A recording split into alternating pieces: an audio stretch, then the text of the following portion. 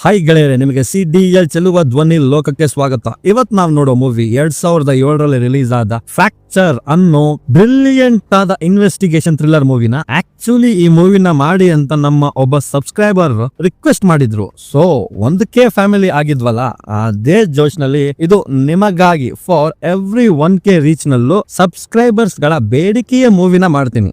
So ಇದರ story ಏನಂದ್ರೆ, ಒಬ್ಬ ವಯಸ್ಸಾದವರು ಅವರ ಯಂಗ್ ಹೆಂಡತಿನ ಕೊಲೆ ಮಾಡ್ತಾರೆ.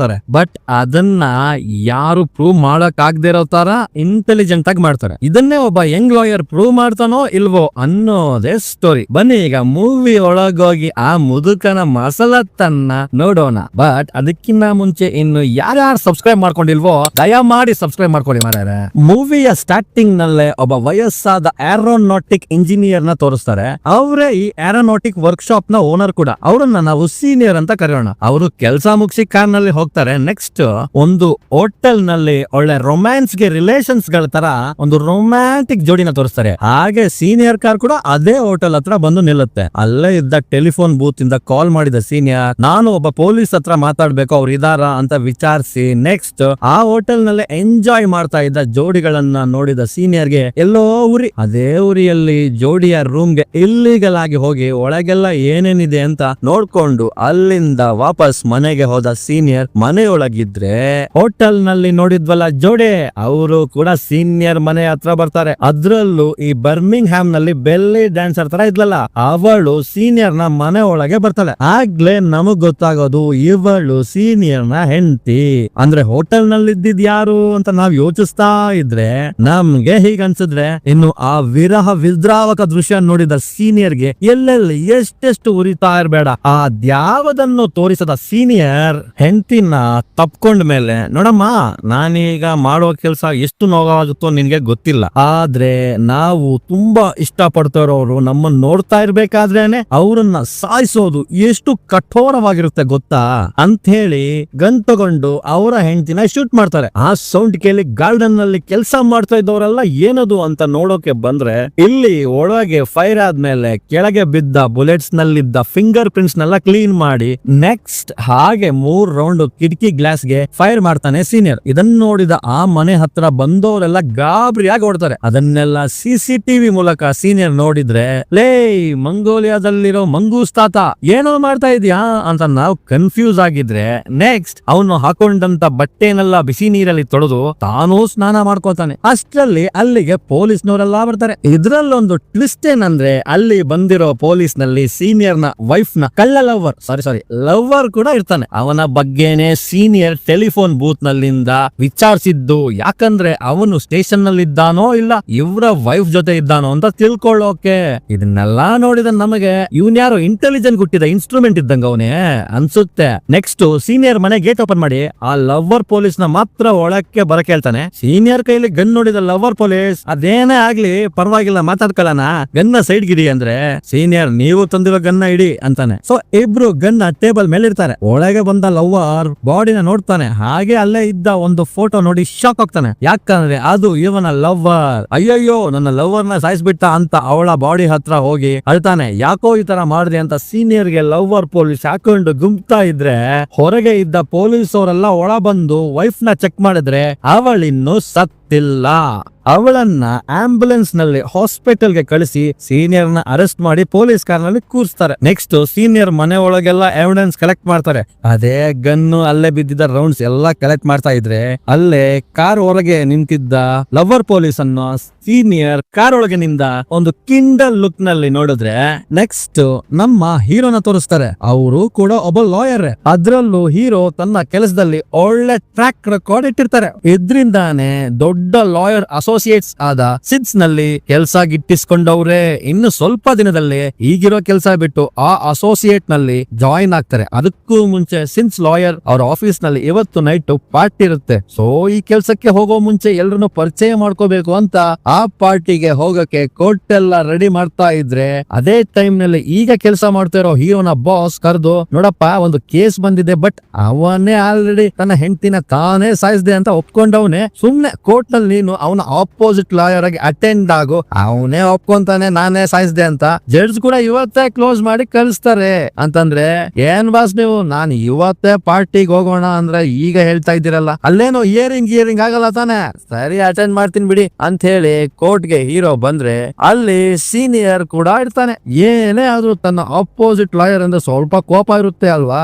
ಆದ್ರೆ ಸೀನಿಯರ್ ಹೀರೋನ ನೋಡಿ ಕೈ ಸರಿಯಾಗಿ ಕಟ್ಕೊಳ ಅಂದ್ರೆ ಇವನ್ ಯಾರು ಲಾಸ್ ಏಂಜಲಸ್ ನಲ್ಲಿರುವ ಲೂಸ್ ಇದ್ದಂಗ ಅವನೇ ಅಂತ ಹೀರೋ ಅನ್ಕೊಂಡ್ರೆ, ನೆಕ್ಸ್ಟ್ ಸೀನಿಯರ್ ನ ಜಡ್ಜ್ ಕೇಳಿದ್ದಕ್ಕೆ ಅದ್ ಹೇಗೆ ನನ್ನ ಕೇಸ್ ನ ಸ್ವಲ್ಪನೂ ಎನ್ಕ್ವೈರಿ ಮಾಡದೆ ನಾನೇ ಅಪರಾಧಿ ಅಂತ ಹೇಳ್ತಾ ಇದ್ದೀರಾ ಅಂತ ಜಡ್ಜ್ಗೆ ಕೇಳಿದ್ರೆ ಇದರಿಂದ ಹೀರೋ ಶಾಕ್ ಆಗ್ತಾರೆ.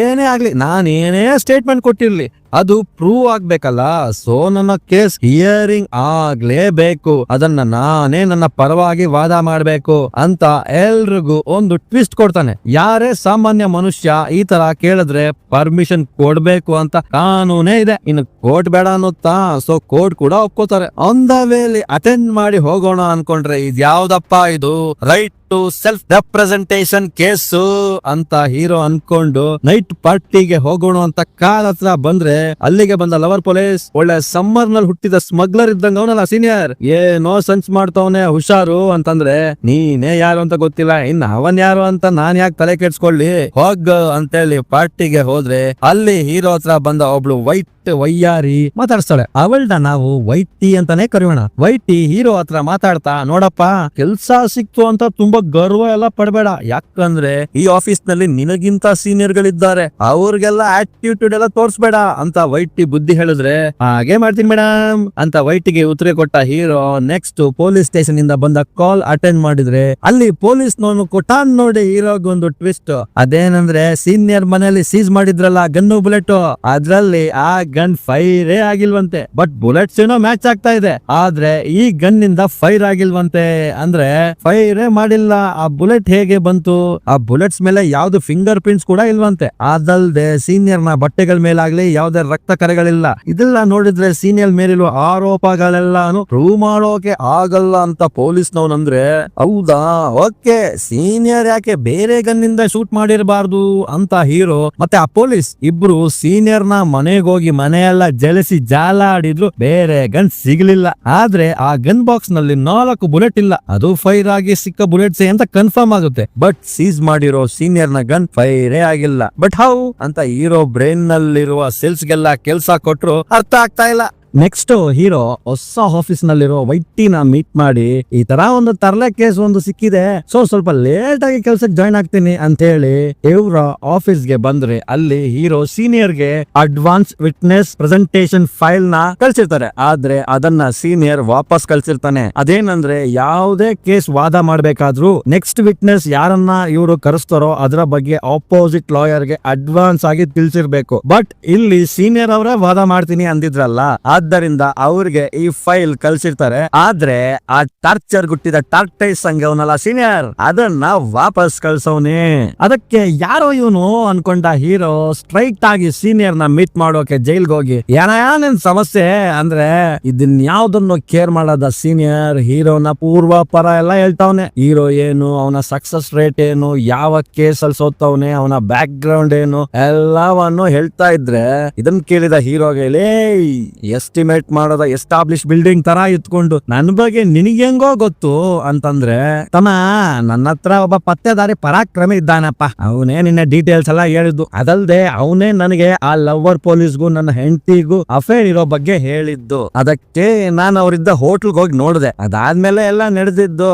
ಅದು ಬಿಡು, ನನ್ನ ಹೆಂಡತಿ ಜೀವಂತವಾಗಿದ್ದಾಳೆ ಅಂದ್ಯಲ್ಲ, ಇವಾಗ ಹೇಗಿದ್ದಾಳೆ, ಅವರು ಕೋಮಾದಲ್ಲೇ ಇದ್ದಾರೆ ಅಂತ ಹೀರೋ ಅಂದ್ರೆ, ಆಗ ಸೀನಿಯರ್ ಹೀರೋ ನೋಡಿ ಎಲ್ಲಾ ಮನುಷ್ಯರಿಗೂ ಒಂದು ವೀಕ್ನೆಸ್ ಇರುತ್ತೆ ತಮ್ಮ, ಆ ತರ ವೀಕ್ನೆಸ್ ನಿನ್ಗೂ ಇದೆ. ಅದೇನ್ ಗೊತ್ತಾ, ಅದೇ ನಿನ್ನ ಓವರ್ ಕಾನ್ಫಿಡೆನ್ಸ್. ನಾನು ಯಾವ ಕೇಸ್ ತಗೊಂಡ್ರು ಗೆಲ್ತೀನಿ ಅನ್ನೋ ಕಾನ್ಫಿಡೆನ್ಸ್ ನಿನಗೆ ಇದೆ, ಅದೇ ನಿನ್ನ ವೀಕ್ನೆಸ್. ಅದನ್ನ ಯೂಸ್ ಮಾಡ್ಕೊಂಡು ನಾನು ಗೆಲ್ತೀನಿ ಅಂತ ಸೀನಿಯರ್ ಅಂದ್ರೆ, ಇದ್ಯಾವುದು ಅರ್ಥ ಆಗದ ಹೀರೋ ಅಲ್ಲಿಂದ ಹೊರಟ್ರೆ next day senior case court ನಲ್ಲಿ ಹಿಯರಿಂಗ್ ಗೆ ಬರುತ್ತೆ. ಅಲ್ಲಿ ಹೀರೋ ಅವರು ಫಸ್ಟ್ ವಿಟ್ನೆಸ್ ಆದ ಡಾಕ್ಟರ್ ನ ಕರೆದು ಸೀನಿಯರ್ ನ ವೈಫ್ ನ ಕಂಡೀಷನ್ ಕೇಳಿದ್ರೆ ಅವರು ಇನ್ನು ಕೋಮಾದಲ್ಲೇ ಇದ್ದಾರೆ. ಅವರ ಮುಖಕ್ಕೆ ಬುಲೆಟ್ ಹೊಡೆದಿದ್ರಿಂದ ಅದನ್ನು ತೆಗಿಯೋಕೆ ಆಗ್ತಾ ಇಲ್ಲ. ಆ ಬುಲೆಟ್ ತೆಗೆದ್ರೆ ಅವರು ಸತ್ತೋಗ್ತಾರೆ. ಬಟ್ ಇನ್ನು ಕಂಡೀಷನ್ ಅನ್ಸ್ಟೇಬಲ್ ಅಂತ ಡಾಕ್ಟರ್ ಅಂದ್ರೆ ನೆಕ್ಸ್ಟ್ ಆ ಗಾರ್ಡನ್ ಕೆಲಸಗಾರನ ಕರೆದ ಹೀರೋ, ಏನಪ್ಪಾ ಯಾವಾಗ ಫೈರಿಂಗ್ ಆದ ಸೌಂಡ್ ನಿನ್ ಕೇಳಿಸ್ತು, ನೀನೆಷ್ಟೊತ್ತಿಗೆ ಪೊಲೀಸ್ ಅವ್ರಿಗೆ ಹೇಳಿದೆ ಅಂತ ಕೇಳಿದ್ರೆ ಅವನು ನಡೆದಿದ್ದೆಲ್ಲ ಹೇಳಿ ಹೋಗ್ತಾನೆ. ಅದಾದ್ಮೇಲೆ ಲವರ್ ಪೊಲೀಸ್ ನ ಕರೆದು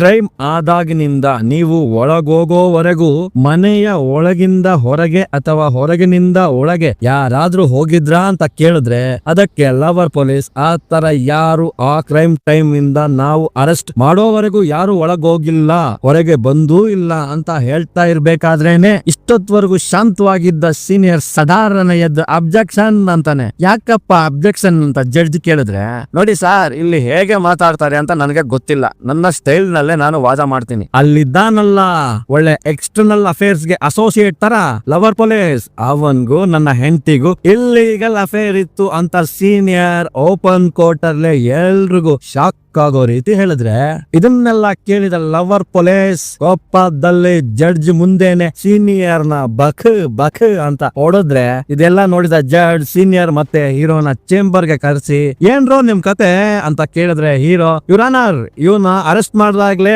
ಇವ್ರೆ ನನ್ನ ಹೆಂಡತಿನ ಕೊಂದೆ ಅಂತ ಸ್ಟೇಟ್ಮೆಂಟ್ ಕೊಟ್ಟು ಇಲ್ಲಿ ಉಲ್ಟಾ ಹೊಡಿತವ್ರೆ ಅಂತ ಅಂದ್ರೆ, ಅದಕ್ಕೆ ಸೀನಿಯರ್, ಯುವರ್ ಆನರ್ ನನ್ನ ಕತೆ ಹೇಳ್ತೀನಿ ಆಮೇಲೆ ನೀವೇ ಡಿಸೈಡ್ ಮಾಡಿ ಅಂತೇಳಿ ನೆಕ್ಸ್ಟ್ ಆ ಲವರ್ ಪೊಲೀಸ್ಗೂ ನನ್ನ ಹೆಂಡತಿಗೂ ಇಲ್ಲಿಗಲ್ ಅಫೇರ್ ಇತ್ತು, ಆದ್ರೆ ಯಾರೋ ನನ್ನ ಹೆಂಡತಿನ ಶೂಟ್ ಮಾಡ್ಬಿಟ್ರು. ನಾನೇ ನನ್ನ ಹೆಂಡತಿನ ಶೂಟ್ ಮಾಡಿರೋ ಬಗ್ಗೆ ಪೊಲೀಸ್ ಅವ್ರ ಹತ್ರ ಯಾವ ಎವಿಡೆನ್ಸು ಇಲ್ಲ. ಆ ಲೆಜ್ಜೆಗೆಟ್ಟ ಲವರ್ ಪೊಲೀಸ್ ನನ್ನ ಹೆಂಡತಿಯ ಜೊತೆ ಅಫೇರ್ ಇಟ್ಕೊಂಡಿದ್ರಿಂದ ನಾನೇ ಅವಳನ್ನ ಸಾಯಿಸಿದ್ದು ಅಂತ ಬೇಕಂತಲೇ ನನ್ನ ಹೆದರಿಸಿ ಸ್ಟೇಟ್ಮೆಂಟ್ ತಗೊಂಡವ್ರೆ ಅಂತ ಸತ್ಯದ ತಲೆ ಮೇಲೆ ಹೊಡೆದಂಗೆ ಹೇಳಿದ್ರೆ, ಇದನ್ನೆಲ್ಲ ಕೇಳಿದ ಜಡ್ಜ್ ಹೀರೋನ್ ನೋಡಿ, ಇವ್ರೆ ಕಿಲ್ಲರ್ ಅಂತ ಪ್ರೂವ್ ಮಾಡೋ ತರ ಏನಾದ್ರೂ ಎವಿಡೆನ್ಸ್ ಇದ್ರೆ ನೆಕ್ಸ್ಟ್ ಮಂಡೇ ಒಳಗೆ ಸಬ್ಮಿಟ್ ಮಾಡಿ, ಇಲ್ಲ ಅಂದ್ರೆ ಈ ಕೇಸ್ ನ ಡಿಸಾಲ್ವ್ ಮಾಡ್ತೀನಿ ಅಂತಾರೆ. ಅದ್ರಿಂದ ಹೀರೋಗೆ ಈ ಕೇಸ್ ನ ಇಂದು ಮುಂದು ತಿಳಿಯದೆ ತಗೊಂಡು ಫುಲ್ ಅವಮಾನ ಆಗೋಗುತ್ತೆ. ನೆಕ್ಸ್ಟ್ ಹೀರೋ ಅವರ ಆಫೀಸ್ ನಲ್ಲಿದ್ರೆ ಅಲ್ಲಿಗೆ ಬಂದ ಬಾಸ್, ಏನಪ್ಪಾ ನನ್ನಿಂದ ಈ ಕೇಸ್ ತಗೊಂಡೆ, ಬೇಜಾರಾಗ್ಬೇಡ, ನೀನ್ ಹೋಗಿ ಹೊಸ ಆಫೀಸ್ ಜಾಯಿನ್ ಮಾಡು, ನಾನು ಬೇರೆ ಲಾಯರ್ ಹಾಕ್ತೀನಿ ಆ ಕೇಸ್ಗೆ ಅಂದ್ರೆ, ಸರಿ ಅಂತ ಇದ್ರ ಬಗ್ಗೆ ಹೊಸ ಆಫೀಸ್ ನ ವೈಟಿಂಗ್ ಮೀಟ್ ಮಾಡಿ ನಡೆದಿದ್ದೆಲ್ಲ ಹೇಳಿದ್ರೆ, ಸರಿ ಬಿಡು ಬೇಜಾರಾಗ್ಬೇಡ ಹಾಗೆ ಮಾಡು ಅಂತ ತುಂಬಾ ಸ್ವೀಟ್ ಆಗಿ ಹೇಳ್ತಾಳೆ. ಅವಾಗ್ಲೇ ನಮಗ್ ಗೊತ್ತಾಗೋದು ಇವ್ರಿಬ್ರು ಗುಟ್ಟಾಗಿ ಲವ್ ಮಾಡ್ತಾವ್ರೆ ಅಂತ. ನೆಕ್ಸ್ಟ್ ಹೀರೋ ಮನೆ ಒಳಗ್ ಹೋದ್ರೆ ಅಲ್ಲಿ ಸೀನಿಯರ್ ಇಂದ ಹೀರೋಗೆ ಒಂದು ಪಾರ್ಸಲ್ ಬಂದಿದೆ. ಅದೇನಂದ್ರೆ ಓಡದ ಮೊಟ್ಟೆ. ಬಿಕಾಸ್ ನಿನ್ನ ಕಾನ್ಫಿಡೆನ್ಸ್ ನಿನ್ನ ವೀಕ್ನೆಸ್, ಅದನ್ನ ಹೊಡೆದು ನಾನು ಗೆದ್ದೆ ಅನ್ನೋ ಅರ್ಥ ಬರೋ ತರ ಪಾರ್ಸಲ್ ಕಳ್ಸಿರ್ತಾರೆ. ಇದನ್ನ ನೋಡಿ ಉರ್ಕೊಂಡ ಹೀರೋ, ಅಲ್ಲೆಲ್ಲೆಲ್ಲೆಲ್ಲೇ ಸುಮ್ನೆ ಸೈಡ್ ಅಲ್ಲಿ ಮಲ್ಗಿರೋ ಸಿಂಹನ ಸ್ಕ್ರಾಚ್ ಮಾಡಿ ಸ್ಟ್ರೀಟ್ ಗೆ ಬರಂಗ್ ಮಾಡ್ತಾ ಇದೀಯಾ, ಓಕೆ ಅಂತ ಸೀನಿಯರ್ ನ ಈ ಕೇಸ್ ನಲ್ಲಿ ಸೋಲಿಸ್ಲೇಬೇಕು ಅಂತ ನಿರ್ಧಾರ ತಗೊಂಡ ಹೀರೋ ನೆಕ್ಸ್ಟ್ ಅವರ ಬಾಸ್ ನ ಮೀಟ್ ಮಾಡಿ, ಬಾಸ್ ಜಿ ಈ ಡಕೋಟಾ ಡಾಬರ್ಮನ್ ಗೊಂಬೆ ಇದ್ದಂಗ ಅವನಲ್ಲ ಸೀನಿಯರ್, ಅವನು ನನ್ನ ಕಾನ್ಫಿಡೆನ್ಸ್ ಗೆ ಕಾಗೆ ಹಾರಿಸ್ಬಿಟ್ಟವನೇ ಜಿ, ಸೊ ನಾನೇ ಅವನ್ನ ಸೋಲಿಸ್ಬೇಕು, ಆ ಕೇಸ್ ನಾನೇ ಕಂಟಿನ್ಯೂ ಮಾಡ್ತೀನಿ ಜಿ ಅಂತಂದ್ರೆ, ಕರೆಕ್ಟ್ ಆಗಿ ಯೋಚನೆ ಮಾಡಿ ಈ ನಿರ್ಧಾರ ತಗೊಂಡಿದ್ದೇನಪ್ಪಾ, ಮತ್ತೇನು ಚೇಂಜ್ ಮಾಡಲ್ಲ ತಾನೇ, ಆಯ್ತು ಹೋಗು ಹಾಗೆ ಮಾಡು ಅಂತಾರೆ. ಇದಾದ್ಮೇಲೆ ಸ್ಟೇಷನ್ ಹೋಗಿ ಪೊಲೀಸ್ ಅವನ್ನ ಮೀಟ್ ಮಾಡಿದ ಹೀರೋ, ಆ ಸೀನಿಯರ್ ಶೂಟ್ ಮಾಡಿರೋ ಗನ್ ಆ ಮನೇಲೆ ಎಲ್ಲೋ ಇರ್ಬೇಕು, ಸೊ ನೀವ್ ಅದನ್ನ ಸರಿಯಾಗಿ ಹುಡುಕಿ, ಇಲ್ಲ ಅಂದ್ರೆ ಅಷ್ಟೇ ಅಂತ ಅವ್ರಿಗೆ ಆವಾಜ್ ಹಾಕಿ ನೆಕ್ಸ್ಟ್ ಲವರ್ ಪೊಲೀಸ್ ನ ಮೀಟ್ ಮಾಡಿ, ಲೇ ಲಾರ್ಡ್ ಲಬಕ್ ದಾಸ್ ಆ ಲೇಡಿ ಜೊತೆ ಸಂಬಂಧ ಇಟ್ಕೊಂಡಿದ್ಯಾ, ಮತ್ತೆ ಅವಳ ಮನೇನೂ ಗೊತ್ತಿಲ್ದಂಗೆ ಆ ಮನೆ ಒಳಗ್ ಹೋಗಿದ್ಯಾ, ಇದೆಲ್ಲ ನಂಬೋ ತರ ಆಯ್ತೇನೋ ಅಂದ್ರೆ, ಅದಕ್ಕೆ ಲವರ್ ಪೊಲೀಸ್, ಜಿ ನಮ್ಮ ಸಂಬಂಧನೇ ಆ ತರ ಜಿ, ನನ್ನ ಬ್ಯಾಕ್ ಗ್ರೌಂಡ್ ಅವಳಿಗೆ ಗೊತ್ತಿಲ್ಲ, ಅವಳ ಬ್ಯಾಕ್ ಗ್ರೌಂಡ್ ನನಗೆ ಗೊತ್ತಿಲ್ಲ, ಒಂದು ಹೋಟೆಲ್ ನಲ್ಲಿ ನೋಡಿದ್ವಿ, ಅಲ್ಲೇ ಇಬ್ರಿಗೂ ಪರಿಚಯ ಆಗಿ ಇಬ್ರು ಕ್ಲೋಸ್ ಆದ್ವಿ, ಇಬ್ರಿಗೂ ಇಷ್ಟ ಆಗಿದ್ರಿಂದ 2 ವಾರಕ್ಕೊಮ್ಮೆ ಇದೇ ಹೋಟೆಲ್ ನಲ್ಲಿ ಸೇರೋಣ ಅಂತ ಮಾತಾಡ್ಕೊಂಡ್ವಿ, ಅದು ಬಿಟ್ರೆ ನಮ್ಮ ಪರ್ಸನಲ್ ಬಗ್ಗೆ ಇಬ್ರು ತಿಳ್ಕೊಳ್ಳಿಲ್ಲ ಅಂತಂದ್ರೆ ಉದ್ಧಾರ, ಇದೆಲ್ಲ ಒಂದು ಸಂಬಂಧ, ಅದನ್ನ ನಾನ್ ಬೇರೆ ಕೇಳ್ತಾ ಇದ್ದೀನಿ ಅನ್ಕೊಂಡ ಹೀರೋ ನೆಕ್ಸ್ಟ್ ಆ ಲೇಡಿಗೆ ಶೂಟ್ ಔಟ್ ಆದ ದಿನ ಇವರಿಬ್ರು ಸೇರಿದ್ದ ಹೋಟೆಲ್ ಹೋದ ಹೀರೋ ಅಲ್ಲಿ ಆ ದಿನದ CCTV ಫುಟೇಜ್ ಬೇಕು ಅಂತ ಮ್ಯಾನೇಜರ್ ಹತ್ರ ಕೇಳಿ, ಅದಾದ್ಮೇಲೆ ಸೀನಿಯರ್ ಆಫೀಸ್ ಹೋಗಿ ಅಲ್ಲೇನಾದ್ರೂ ಗಿಟ್ಪಾಡ್ ಆಗುತ್ತಾ ಅಂತ ಅಲ್ಲಿ ಹುಡುಕ್ತಾ ಇದ್ರೆ ಸೀನಿಯರ್ ಆಫೀಸ್ ಗೆ ಫೋನ್ ಮಾಡಿ ಹೀರೋ ಹತ್ರ ಫೋನ್ ಕೊಡಿ ಅಂದ್ರೆ, ಅದನ್ನ ಕೇಳಿದ ಹೀರೋ, ಲೇ ಜೈಲರ್ ಗುಟ್ಟಿದ ಜೋಕರ್ ಗೊಂಬೆ, ಜೈಲ್ನಲ್ಲಿ ಇದ್ಕೊಂಡು ನಾನು ನಿನ್ನ ಆಫೀಸ್ ನಲ್ಲಿರೋ ನಿನಗೆಂಗೋ ಗೊತ್ತಾಯ್ತು ಅಂದ್ರೆ, ಅದು ಅವತ್ತೇ ನಾನೇನಿಲ್ವೇನಪ್ಪ ಪ್ರೈವೇಟ್ ಡಿಟೆಕ್ಟಿವ್ ಇದ್ದಾನೆ ನನ್ನ ಹತ್ರ ಅಂತ, ಅದು ಬಿಡು ಏನಾದ್ರೂ ಸಿಕ್ತಾ ಎವಿಡೆನ್ಸ್, ಪಾಪ ಪರದಾಡ್ತಾ ಇದೀಯೇ ಮಂಡೆ ಒಳಗೆ ಒಳಗೆ ಏನಾದ್ರೂ ಎವಿಡೆನ್ಸ್ ತರಲಿಲ್ಲ ಅಂದ್ರೆ ಜಡ್ಜ್ ಈ ಕೇಸ್ ನ ಕ್ಲೋಸ್ ಮಾಡ್ಬಿಡ್ತಾರಲ್ಲ ಅಂತ ಹೇಳಿ ಕಾಲ್ ಕಟ್ ಮಾಡಿದ್ರೆ ನೆಕ್ಸ್ಟ್ ಹೀರೋ ಮತ್ತೆ ಸೀನಿಯರ್ ಮನೆಗೆ ಹೋಗಿ ಎಷ್ಟೇ ಹುಡುಕಿದ್ರು ಆ ಗನ್ ಇಲ್ಲ. ಯಾವ್ದೋ ಈ ಕೇಸ್ ಅನ್ಕೊಂಡ ಹೀರೋ ಅಲ್ಲಿಂದ ಸೀನಿಯರ್ ವೈಫ್ ನ ಅಡ್ಮಿಟ್ ಮಾಡಿರೋ ಹಾಸ್ಪಿಟಲ್ ಹೋಗಿ ಆ ವೈಫ್ ಮಲಗಿದ್ರೆ ಅಲ್ಲಿ ಒಂದು ಬುಕ್ ತಗೊಂಡು ಜೋರಾಗಿ ಹೀರೋ ಓದ್ತಾ ಇದ್ರೆ ಒಳ ಬಂದ ಲೇಡಿ ಡಾಕ್ಟರ್, ಏನಪ್ಪಾ ಇಲ್ಲಿ ಕೋಮಾ ಪೇಷಂಟ್ ಹತ್ರ ಏನ್ ಮಾಡ್ತಾ ಇದೀಯ ಅಂತಂದ್ರೆ, ಅದು ಬಿಡಿ ಡಾಕ್ಟ್ರೆ ನಾನ್ ಹಂಗೆ, ಇವ್ರು ಯಾವಾಗ ರಿಕವರಿ ಆಗ್ತಾರೆ, ಯಾಕಂದ್ರೆ ನಾನು ಜೋರಾಗಿ ಓದ್ತಾ ಇದ್ರೆ ಕೈ ಬೆರಗಳೆಲ್ಲ ಅಲ್ಲಾಡಿಸ್ತಾವ್ರೆ, ಅದಕ್ಕೆ ಬೇಗ ಹುಷಾರಾಗ್ಬೋದಲ್ಲ ಅಂದ್ರೆ, ಅಯ್ಯೋ ಅದೆಲ್ಲ ಹಾಗೆಲ್ಲ ಹೇಳಕ್ಕಾಗಲ್ಲಪ್ಪ, ಬಿಕಾಸ್ ಇವರ ಮುಖದಲ್ಲಿ ಇನ್ನು ಬುಲೆಟ್ ಇದೆ, ಆದ್ದರಿಂದ ಇವ್ರಿಗೆ ಟ್ಯೂಬ್ ಇನ್ಸರ್ಟ್ ಮಾಡಿದ್ದೀವಿ, ಏನೇ ಇಂಟೆಕ್ ಕೊಟ್ರು ಆ ಟ್ಯೂಬ್ ನ ಮೂಲಕನೇ ಕೊಡೋದು, ಅದ್ರಿಂದ ಆಗಾಗ ಹೀಗೆ ಮಾಡ್ತಾರೆ, ಕಣ್ಣು ಕೈ ಕಾಲು ಅಲ್ಲಾಡಿಸ್ತಾ ಇರ್ತಾರೆ, ಆದ್ರೆ ಇವರು ಎಚ್ಚರ ಆಗೋದು ತುಂಬಾ ಕಷ್ಟ ಅಂತ ಹೇಳಿ ಡಾಕ್ಟರ್ ಹೋದ್ರೆ ನೆಕ್ಸ್ಟ್ ಸೀನ್ ಅಲ್ಲೇ ಹೀರೋನು ವೈಟಿನು ಒಂದು ಜಡ್ಜ್ ಮನೆಗೆ ಡಿನ್ನರ್ಗೆ ಹೋಗ್ತಾರೆ. ಅಲ್ಲಿ ಮಾತಾಡ್ಬೇಕಾದ್ರೇನೆ ವೈಟಿಗೆ ಗೊತ್ತಾಗೋದು ಹೀರೋ ಇನ್ನು ಆ ಕೇಸ್ ನಿಂದ ಹೊರಗೆ ಬಂದಿಲ್ಲ ಅಂತ, ಯಾಕಂದ್ರೆ ಹೀರೋ ಆ ಕೇಸ್ ನ ಬಿಟ್ಟು ಹೀರೋ ಆಫೀಸ್ಗೆ ಜಾಯಿನ್ ಆಗ್ತಾರೆ. ನೆಕ್ಸ್ಟ್ ಲೈಫ್ ಗುಜಾಲಾನೆ ಅನ್ಕೊಂಡಿದ್ದ ವೈಟಿಗೆ ಹೀರೋ ಮತ್ತೆ ಅದೇ ಕೇಸ್ ನಲ್ಲಿದ್ದಾರೆ ಅಂತ ಬೇಜಾರಾಗಿ ಹೀರೋನ ಸಪರೇಟ್ ಕರ್ದು, ಲೇ ನನಗ್ ಯಾಕೆ ಆ ಕೇಸ್ ನ ಮತ್ತೆ ತಗೊಂಡೆ ಅಂತ ಹೇಳಲಿಲ್ಲ, ಅದ್ರಲ್ಲಿ ಅವನ್ನೇ ಕಿಲ್ಲರ್ ಅನ್ನೋ ತರ ಯಾವ್ದು ಎವಿಡೆನ್ಸ್ ಇಲ್ಲ ಕಣೋ, ಆ ಕೇಸ್ ನಿಂದ ನಿನಗಿದ್ದ ಪಬ್ಲಿಕ್ ಇಮೇಜ್ ಕೂಡ ಡ್ಯಾಮೇಜ್ ಆಗುತ್ತೆ ಅಂತ ವೈಟಿ ಫುಲ್ ಕೋಪದಲ್ಲಿ ಬೈದ್ರೆ, ಅದು ನೋಡಿದ್ರೆ ಜಡ್ಜ್ ಮನೆ ಅಲ್ವಾ, ಅವರು ಕೂಡ ಇದನ್ನೆಲ್ಲ ಕೇಳಿ ಹೀರೋಗೆ ಬುದ್ಧಿ ಹೇಳಿದ್ರೆ, ಇದನ್ನೆಲ್ಲ ಕೂಲ್ ಆಗಿ ಕೇಳಿಸ್ಕೊಂಡ ಹೀರೋ ತಾಳ್ಮೆಯಿಂದಾನೆ ಅವರ ಮನೆಗೋದ್ರೆ ಅಲ್ಲಿ ಆಲ್ರೆಡಿ ಆ ಲವರ್ ಪೊಲೀಸ್ ಇವರಿಗಾಗಿ ಕಾಯ್ತಾವನೆ, ಯಾಕಂದ್ರೆ ಅವನಿಗೂ ಸೀನಿಯರ್ ನ ಜೈಲ್ಗೆ ಹಾಕ್ಬೇಕು ಅನ್ನೋ ಕೋಪ ಇರುತ್ತೆ. ಸೊ ಅವನು ಎವಿಡೆನ್ಸ್ ರೂಮ್ ನಿಂದ ಗನ್ ಕತ್ಕೊಂಡ್ ಬಂದವನೇ ಅದನ್ನ ಚೇಂಜ್ ಮಾಡಿ ಇಟ್ಬಿಡೋಣ ಅಂತ ಹೀರೋಗೆ ಕೇಳಿದ್ರೆ, ಮೋಸ ಮಾಡಿ ಗೆಲ್ಬೇಕು ಅನ್ನೋ ಬುದ್ಧಿ ಹೀರೋಗಿಲ್ಲ, ಅದಕ್ಕೆ ಹೀರೋ ಹೋಗ ಸುಮ್ನೆ ಅಂತ ಅವನ ಕಳಿಸಿ ನೆಕ್ಸ್ಟ್ ಡೇ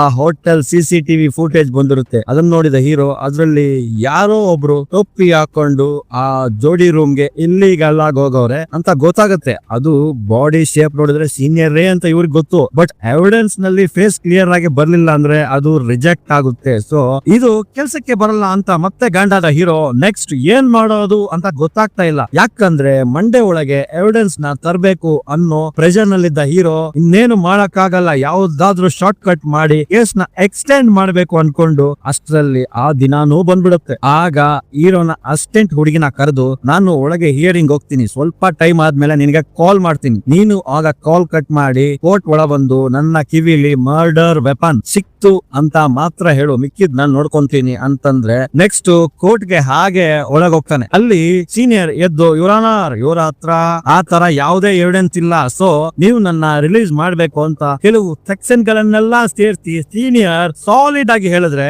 ಜಡ್ಜ್ ಒಂದ್ ನಿಮಿಷ ಸ್ಟನ್ ಆಗ್ಬಿಡ್ತಾರೆ, ಏನಪ್ಪಾ ಲಾಯರ್ ಲಕ್ಷ್ಮೀಪತಿ ಜೈಲ್ಗೆ ಹೋಗಿ ಲಾ ಎಲ್ಲ ಕಲ್ತಂಗೈತೆ ಅಂತ ಜಡ್ಜ್ ಹೇಳಿ ನೆಕ್ಸ್ಟ್ ಹೀರೋ ನೋಡಿ, ಏನಪ್ಪಾ ಏನಾದ್ರು ಎವಿಡೆನ್ಸ್ ಇದೆಯಾ ಅಂದ್ರೆ ಹೀರೋ ಫೋನ್ ತಗೊಂಡು ಆ ಅಸಿಸ್ಟೆಂಟ್ ಗೆ ಫೋನ್ ಮಾಡೋಕೆ ನೋಡ್ತಾರೆ, ಬಟ್ ಮಾಡ್ತಾ ಇಲ್ಲ. ಅದನ್ನ ನೋಡಿದ ನಮಗೆಲ್ಲ ಲೇ ನೋಡೋದೇನಾ ಏನು ಮಾಡೋದಿಲ್ವಾ ಅನ್ಕೊಂಡ್ರೆ ಹೀರೋ ಕಾಲ್ ಮಾಡದೆ ಎದ್ದು ನನ್ನ ಹತ್ರ ಯಾವ ಎವಿಡೆನ್ಸು ಇಲ್ಲ ಅಂತ ಓಪನ್ ಕೋರ್ಟ್ ಅಲ್ಲಿ ಶಟ್ ಡೌನ್ ಸ್ಟೇಟ್ಮೆಂಟ್ ಕೊಡೋ ತರ ಕೊಡ್ತಾರೆ, ಯಾಕಂದ್ರೆ ಮೋಸದ ಗೆಲುವಲ್ಲ ಅಂತ ನಂಬಿರೋರವರು. ಅದಕ್ಕಾಗಿ ರಿಯಾಲಿಟಿನ ರಿಯಲಿಸ್ಟಿಕ್ ಆಗಿ ಒಪ್ಕೊಂಡ್ರು ಹೀರೋ. ಇದರಿಂದ ಸೀನಿಯರ್ ನ ರಿಲೀಸು ಮಾಡ್ತಾರೆ. ಆಗ ಸೀನಿಯರ್ ಫುಲ್ ಖುಷಿಯಾಗಿ ಕೋರ್ಟ್ ಕೇಂದ್ರ ಹೋಗ್ಬೇಕಾದ್ರೆ ಸುಮ್ನಿರದೆ ಒಳ್ಳೆ ಕರಾವಳಿಯಲ್ಲಿರೋ ಕಳ್ಬೇಕು ಹಂಗವನಲ್ಲ ಲವರ್ ಪೊಲೀಸ್ ಅವನ್ನ ರೇಗ್ಸಿ ಹೋದ್ರೆ ಹೀರೋ ಮಾತ್ರ ಇನ್ನು ಕೋರ್ಟ್ ನಲ್ಲೇ ಕುಂತವ್ರೆ. ಅದೇ ಟೈಮ್ಗೆ ಹೀರೋಗೆ ಕಾಲ್ ಮಾಡಿದ ವೈಟಿ, ನಾನ್ ಈಗ ತಾನೆ ಎಲ್ಲ ಕೇಳ್ಪಟ್ನೋ, ಏನು ಫೀಲ್ ಆಗ್ಬೇಡ ಅಂತ ಮಾತಾ ಇಡ್ಬೇಕಾದ್ರೇನೆ ಕೋರ್ಟ್ ನ ಹೊರಗೆ ಫೈರಿಂಗ್ ಆದ ಸೌಂಡ್ ಕೇಳಿದ್ರೆ ಎಲ್ರು ಗಾಬರಿಯಿಂದ ಅಲ್ಲಿಗೆ ಹೋಗಿ ನೋಡ್ತಾರೆ. ಅಲ್ಲಿ ನೋಡಿದ್ರೆ ಲವರ್ ಪೊಲೀಸ್ ಫೈರ್ ಮಾಡ್ಕೊಂಡು ಸತ್ತೋಗವ್ನೆ, ಬಿಕಾಸ್ ಸೀನಿಯರ್ ಗೆ ಶಿಕ್ಷೆ ಕೊಡ್ಸಕ್ ಆಗ್ಲಿಲ್ಲ ಅನ್ನೋ ಬೇಜಾರಲ್ಲಿ ಅವನಿಗವನೇ ಶೂಟ್ ಮಾಡ್ಕೊಂಡು ಸತ್ತವನೆ. ಇದನ್ನ ನೋಡಿ ಸ್ವಲ್ಪನೂ ತಲೆ ಕೆಡ್ಸ್ಕೊಳ್ಳೋದ ಸೀನಿಯರ್ ಜೈಲಿಂದ ರಿಲೀಸ್ ಆಗಿ ಸ್ಟೇಷನ್ ಹೋಗಿ ಸೀಸ್ ಮಾಡಿದ ಇವರ ಗನ್ನ ವಾಪಸ್ ತಗೊಂಡು ಮನೆಗೆ ಹೋಗಲ್ಲಿಟ್ಟು ನೆಕ್ಸ್ಟ್ ಡೇ ಹಾಸ್ಪಿಟಲ್ ಹೋದ್ರೆ ಅಲ್ಲಿ ಇವರಿಗಿಂತ ಮುಂಚೆ ಹೀರೋ ಇರೋದನ್ನ ನೋಡಿ, ಏನಪ್ಪಾ ನನಗಿಂತ ನನ್ನ ಹೆಂಡತಿ ಮೇಲೆ ನಿನಗೇನೆ ಜಾಸ್ತಿ ಪ್ರೀತಿ ಇದ್ದಂಗೈತೆ, ಓಕೆ ಪರವಾಗಿಲ್ಲ ಹೆಂಗು ನನ್ನ ಹತ್ರ ಸೋತಿದ್ಯಲ್ಲ, ಅದರಿಂದ ನಿನಗೊಂದು ವಿಷಯ ಹೇಳ್ತೀನಿ ಕೇಳು ಅಂತ ತನ್ನ ಹೆಂಡತಿನ ಸಾಯಿಸೋದಾಗಿ ನಿನ್ನ ಕೈಲಾದ್ರೆ ತಡಿ ಅಂತ ಸವಾಲ್ ಆಗ್ತಾರೆ ಸೀನಿಯರ್. ಹೆಂಗಾದ್ರೂ ಮಾಡಿ ಇದನ್ನ ತಾಡಿಲೇಬೇಕು, ಅದಕ್ಕಾಗಿ ರಿಸ್ಟ್ರಿಕ್ಷನ್ ಆರ್ಡರ್ ತರಬೇಕು ಅಂತ ಹೀರೋ ಅನ್ಕೊಂಡ್ರೆ, ಹಾಗಂದ್ರೆ ಒಬ್ಬ ಮನುಷ್ಯ ಇಂತ ಜಾಗಕ್ಕೆ ಹೋದ್ರೆ ಅವನಿಂದ ಇನ್ನೊಬ್ಬರಿಗೆ ತೊಂದರೆ ಇದೆ, ಸೊ ಅವರನ್ನ ಆ ಜಾಗ ಆಗಕ್ಕೆ ರಿಸ್ಟ್ರಿಕ್ಟ್ ಮಾಡೋಕೆ ಕೋರ್ಟ್ ನಲ್ಲಿ ಕೊಡೋ ಆರ್ಡರ್ ಈ ರಿಸ್ಟ್ರಿಕ್ಷನ್ ಆರ್ಡರ್. ಇದನ್ನ ಸಿಟಿ ಸಿವಿಲ್ ಜಡ್ಜ್ ಕೊಡ್ಬೇಕು. ಆದ್ರೆ ಸಿಟಿ ಸಿವಿಲ್ ಜಡ್ಜ್ ಯಾರು ಹೀರೋಗೆ ಪರಿಚಯ ಇಲ್ಲ. ಹೇಗಾದ್ರೂ ವೈಟಿ ನ ಕೇಳಿದ್ರೆ ಹೆಲ್ಪ್ ಮಾಡಬಹುದು, ಬಿಕಾಸ್ ಅವರು ತುಂಬಾ ಫೇಮಸ್ ಲಾಯರ್ ಅಸೋಸಿಯೇಟ್ಸ್ ನಲ್ಲಿ ಕೆಲಸ ಮಾಡೋದ್ರಿಂದ ಅನ್ಕೊಂಡು ಅವಳನ್ನ ಕೇಳಿದ್ರೆ ಅವಳು ಮಕ್ಕಳ್ದಂಗೆ ಹೆಲ್ಪ್ ಮಾಡೋಕ್ ಆಗಲ್ಲ. ಅಂದ್ರೆ ನೆಕ್ಸ್ಟ್ ಹೀರೋ ಅವರ ಬಾಸ್ ನ ಮೀಟ್ ಮಾಡಿದ್ರೆ ಅಲ್ಲಿ ಹೀರೋಗೆ ಒಂದು ಲಾಕ್ ಕಂಟೆಂಟ್ ಶಾಕ್ ಕೊಡ್ತಾನೆ ಬಾಸ್. ಅದೇನಂದ್ರೆ ಹೀರೋಗೆ ಮುಂಚೆನೆ ಸೀನಿಯರ್ ರಿಸ್ಟ್ರಿಕ್ಷನ್ ಆರ್ಡರ್ ನ ಹೀರೋನ ಮೇಲೆ ತಗೊಂಡವ್ರೆ. ಬಿಕಾಸ್ ಹೀರೋ ಆಗಾಗ ಹಾಸ್ಪಿಟಲ್ ಗೆ ಬಂದು ನನ್ನ ಹೆಂಡತಿನ ನೋಡ್ತಾ ಇದ್ರಿಂದ ನನ್ನ ಹೆಂಡತಿಗೆ ಸ್ಟ್ರೆಸ್ ಆಗ್ಬಹುದು ಅಂತ ತಗೊಂಡಿರ್ತಾನೆ. ಅಲ್ಲಿಗೆ ಹೀರೋನೇ ಇನ್ನು ಹಾಸ್ಪಿಟಲ್ ಗೆ ಹೋಗ್ಬಾರ್ದು. ನೆಕ್ಸ್ಟ್ ಏನೇ ಆಗ್ಲಿ ಅವನ ಹೆಂಡತಿನ ಕೊಲೆ ಮಾಡೋಕ್ ಬಿಡ್ಬಾರ್ದು, ಅದನ್ನ ತಡಿಲೇಬೇಕು ಅನ್ಕೊಂಡ ಹೀರೋ ಇವರು ವೈಟಿ ಇಬ್ರು ಡಿನ್ನರ್ ಹೋಗಿದ್ರಲ್ಲ ಜಡ್ಜ್, ಅವರು ಸಿವಿಲ್ ಜಡ್ಜ್, ಅವ್ರ ಹತ್ರ ಹೋಗಿ ಪರಿಸ್ಥಿತಿ ಎಲ್ಲಾನು ವಿವರಿಸಿ ಸೀನಿಯರ್ ವಿರುದ್ಧ ರಿಸ್ಟ್ರಿಕ್ಷನ್ ಆರ್ಡರ್ ತಗೊಂಡು ಹಾಸ್ಪಿಟಲ್ ಗೆ ಬರ್ತಾ ಇದ್ರೆ ಈ ಕಡೆ ಶಾರ್ಪ್ ಗೆ ಹುಟ್ಟಿರೋ ಶೇವಿಂಗ್ ನೈಫ್ ತರ ಇದಾನಲ್ಲ ಸೀನಿಯರ್, ಅವನ ಹೆಂಡತಿಗೆ ಫಿಕ್ಸ್ ಮಾಡಿದ್ದ ಆಕ್ಸಿಜನ್ ಪೈಪ್ ನ ತೆಗೆದು ಅವಳನ್ನು ಸಾಯ್ಲಿ ಅಂತ ಬಿಟ್ರೆ ಅಲ್ಲಿಗೆ ಬಂದ ಹೀರೋ ಅವಳನ್ನ ಕಾಪಾಡ್ಬೇಕು ಅಂತ ಹೇಳ್ತಾ ಇದ್ರು. ಅಲ್ಲಿರೋ ಸೆಕ್ಯೂರಿಟಿ ಇವರನ್ನ ಬಿಡ್ತಾ ಇಲ್ಲ. ಲೇ ಬಿಡ್ರು, ಅರ್ಥ ಮಾಡ್ಕೊಳ್ರೋ, ಅವನ್ನ ಸಾಯಿಸ್ಬಿಡ್ತಾನೆ ಅಂತ ಹೇಳಿದ್ರು ಯಾರು ತಲೆ ಕೆಡ್ಸ್ಕೊಂತ ಇಲ್ಲ. ಅಷ್ಟ್ರಲ್ಲಿ ಸೀನಿಯರ್ ವೈಫ್ ಸತ್ತೋಗೋಳೆ ಅಂತಾರೆ. ಅಲ್ಲಿಗೆ ಎಲ್ಲ ಹೋಗಯ್ಯ, ಇನ್ನೇನು ಮಾಡೋಕ್ಕಾಗ್ಲಿಲ್ಲ ಅಂತ ಬೇಜಾರಲ್ಲಿ ಹೀರೋ ಇದ್ದ ಲಾಯರ್ ಕೆಲ್ಸಾನೋ ಬಿಟ್ಟು ತನ್ನ ಮನೇಲಿ ತನ್ಪಾಡ್ಗಿದ್ರೆ ಅಲ್ಲಿಗೆ ಬಂದ ಅವರ ಬಾಸ್ ಹೀರೋಗೆ, ಅಲ್ಲಪ್ಪ ಆಗಿದ್ದೇನೋ ಆಯ್ತು, ಇನ್ನು ಅದನ್ನ ಯಾಕೆ ಕ್ಯಾರಿ ಮಾಡ್ತಾ ಇದೀಯಾ, ಎಲ್ಲಾನು ಬಿಟ್ಟು ಮತ್ತೆ ಸ್ಟಾರ್ಟ್ ಮಾಡು, ನಿನಗಾಗಿ ನನ್ನ ಆಫೀಸ್ ಯಾವಾಗ್ಲೂ ಓಪನ್ ಇರುತ್ತೆ ಅಂತ ಹೇಳಿ ಹೊರಟ್ರೆ ಹೀಗೆ ಒಂದಿನ ಪೊಲೀಸ್ ಸ್ಟೇಷನ್ ಗೆ ಹೋಗಿ ಸೀನಿಯರ್ ಹೋಟೆಲ್ ರೂಮ್ ಗೆ ಹೋಗಿ ಬರ್ತಾ ಇರೋ ಹೋಟೆಲ್ ನ CCTV ಫುಟೇಜ್ ನ ನೋಡ್ತಾ ಇದ್ರೆ ಅಲ್ಲೇ ಪೊಲೀಸ್ ಅವನು ಫೋನ್ ಮಾತಾಡಿ ಟೇಬಲ್ ಮೇಲೆ ಫೋನ್ ಇಟ್ರೆ ಅಲ್ಲೇ ಹೀರೋನ ಫೋನ್ ಕೂಡ ಇರುತ್ತೆ. ಆಗ ಒಂದು ಫೋನ್ ಗೆ ಕಾಲ್ ಬರುತ್ತೆ, ಅದು ನಂದೇ ಅನ್ಕೊಂಡು ಪೊಲೀಸ್ ಫೋನ್ ಎತ್ಕೊಂಡು ರಿಸೀವ್ ಮಾಡಿದ್ರೆ ಆ ಕಡೆ ಮಾತಾಡೋದನ್ನ ಕೇಳಿ ಫೋನ್ ನಿಮ್ದು ಅಂತೇಳಿ ಹೀರೋ ಕೈಲಿ ಕೊಟ್ರೆ ಇದನ್ನ ನೋಡಿದ ಹೀರೋಗೆ ಓ ಇಬ್ರು ಒಂದೇ ತರ ಫೋನ್ ಇರೋದ್ರಿಂದ ಕನ್ಫ್ಯೂಸ್ ಆಗಿದ್ದಾರೆ ಅನ್ಕೊಂಡು ನೆಕ್ಸ್ಟ್ ಹಾಗೆ ಏನೋ ಒಂದು ಸ್ಟ್ರೈಕ್ ಆಗುತ್ತೆ. ಅದಾದ್ಮೇಲೆ ಫೋನ್ ಮಾಡಿದ್ದು ಯಾರು ಅಂತ ನೋಡಿದ್ರೆ ಅದು ಸೀನಿಯರ್. ನೋಡಪ್ಪ ನಾನು ಊರ್ ಬಿಟ್ಟು ಹೋಗ್ತಾ ಇದ್ದೀನಿ, ನೀನ್ ಸ್ವಲ್ಪ ಹುಷಾರಾಗಿರಪ್ಪ ಅಂತ ಹೇಳಿ ಕಾಲ್ ಕಟ್ ಮಾಡ್ತಾರೆ. ಅವರ ಕೇಸ್ ಫೈಲ್ ಅನ್ನೇ ನೋಡ್ತಾ ಇದ್ರಲ್ಲ ಹೀರೋ, ಅವ್ರಿಗೆ ಏನೋ ಕಂಡಿಡಿದಷ್ಟು ಖುಷಿಯಾಗಿ ಸ್ಟ್ರೈಟ್ ಆಗಿ ಸೀನಿಯರ್ ಮನೆಗೆ ಹೋಗ್ತಾರೆ. ಅಲ್ಲಿ ಹೀರೋ ಬಂದಿರೋದನ್ನ CCTV ಮೂಲಕ ನೋಡಿದ ಸೀನಿಯರ್ ಒಳಗೆ ಬಾಪ ಬಂದೆ ಅಂತ ಹೊರಡೋಕೆ ಎಲ್ಲ ರೆಡಿ ಮಾಡ್ಕೋತಾವ್ರೆ. ಅಲ್ಲಿ ಆ ಮನೆಯಲ್ಲಿ ಗನ್ ಬಾಕ್ಸ್ ನಲ್ಲಿ ಇದ್ದ ಗನ್ ನ ಹೀರೋ ತಗೊಂಡ್ ನೋಡ್ತಾ ಇದ್ರೆ ಇದನ್ನ CCTV ಮೂಲಕ ನೋಡಿದ ಸೀನಿಯರ್, ಏನಪ್ಪಾ ನಿನ್ ಪ್ರಾಬ್ಲಮ್, ಎಲ್ಲಾ ಮುಗ್ದೋಯ್ತಲ್ಲ, ಇನ್ನೇನು ನಿಂದು, ಮತ್ತೆ ಏನ್ ಕಂಡಿಡಿತಾ ಇದೀಯಾ ಅಂತ. ಸೀನಿಯರ್ ಅಂದ್ರೆ ಸೆಂಟಿಮೀಟರ್ ಸೀನಿಯರ್, ನನಗೆ ಟ್ವಿಸ್ಟ್ ಕೊಡ್ತೀಯಾ ನೋಡು ನಾನ್ ಕೊಡೋ ಟ್ವಿಸ್ಟ್ ಅನ್ಕೊಂಡು ಹೀರೋ ಸೀನಿಯರ್ ಮಾಡಿದ ಇಂಟೆಲಿಜೆಂಟ್ ಫ್ರಾಡ್ ನ ಎಲ್ಲ ಕ್ಲಿಯರ್ ಆಗಿ ಹೇಳ್ತಾರೆ. ಅದೇನಂದ್ರೆ ನಿನ್ನ ಹತ್ರ ಇರೋ ಗನ್ ಅಲ್ಲಿ ಸತ್ನಲ್ಲ ಲವರ್ ಕೊಲೆಸ್, ಅವನ ಹತ್ರ ಇರೋ ಗನ್ ಎರಡು ನೋಡೋಕೆ ಸೇಮ್ ಟು ಸೇಮ್ ಇದೆ.